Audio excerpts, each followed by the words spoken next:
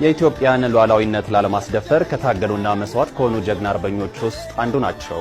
በጣሊያኑ የ5 ዓመት ወረራም ከፍተኛ ተጋድሎ ማድረግ ችሏል። ራስ ደስታ ዳምጠው እኚህ ስመጥር አርበኛ በጣሊያን ጦር ተረሽነው የተገደሉት ከ86 ዓመት በፊት በዛሬዋ ዕለት ነበረ።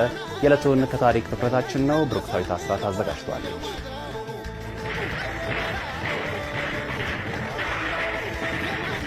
The last of the fighting chieftains, Ras Desta Damto. የካቲትና ኢትዮጵያ የሚያጋምዳቸው የታሪክ ክስተቶች በርካታ ናቸው።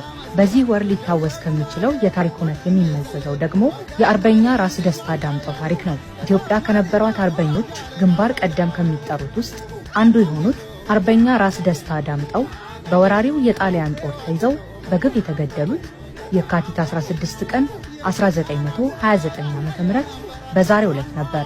አርበኛ ራስ ደስታ ዳምጠው በ1886 ዓ.ም መስቃን በአሁኑ አከላል ጉራጌ ዞን ውስጥ ነው የተወለዱት። የፊት አውራሪ ዳምጠው ከተማ ሁለተኛ ልጅ ናቸው።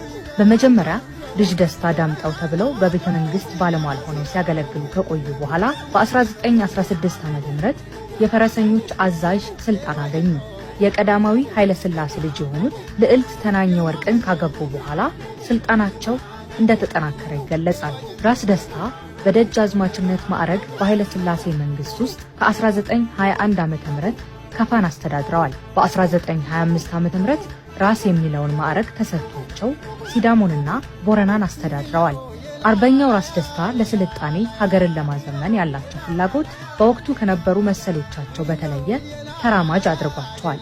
ይሁን እንጂ በአድዋ ድል ሽንፈትን የተከናነበው ጣሊያ 40 ዓመት ሙሉ ቂሙን ቋጥሮ ዳግም በ1928 ዓ.ም በግራዚያኒ እየተመራ ወደ ኢትዮጵያ መጣ።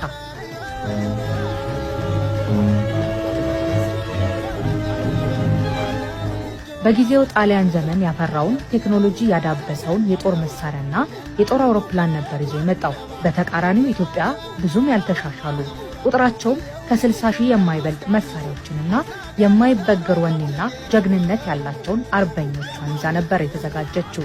ይሁን እንጂ በአውሮፕላን እየታገዘ የሚደረገው ጦርነት ከባድ ነበርና አዲስ አበባን ሊቆጣጠር ቻለ። ይሁን እንጂ ራስ ደስታ ዳምጠውን ጨምሮ ሌሎች አርበኞች የጣሊያን ኢትዮጵያን መያዝ የሚታሰባቸው አይደለምና ጦራቸውን ይዘው ሸመቁ።